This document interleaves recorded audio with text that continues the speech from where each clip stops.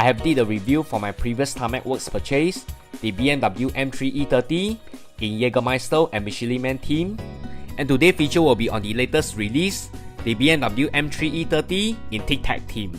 This BMW M3 is beautifully crafted and very nicely presented in their standard Hobby 64 display. You can see that the design of the sleeve is very interesting. It's in TicTac theme, which incorporate the Tarmac Works logo. Also comes with a collector card with the serial number printed on it.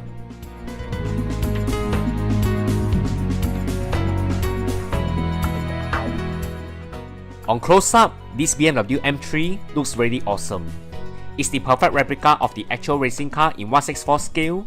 And while I look at this, the front wheel rose, but not the back which got stuck, which I can't comprehend why Tarmac Works wouldn't want to make their cars rose. And other than that, everything is perfect, especially the livery and the details, which is top notch and on point.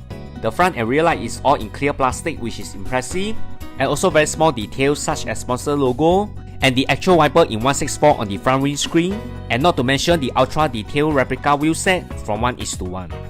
The TicTac BMW E30 pairs very well with the BMW in Jägermeister team. They are totally the same in specifications and dimension, except for the difference in theme and wheel set. Overall, the Tarmac Works BMW E30 looks very good when they come together in bold design and very striking color, similar to the actual racing car.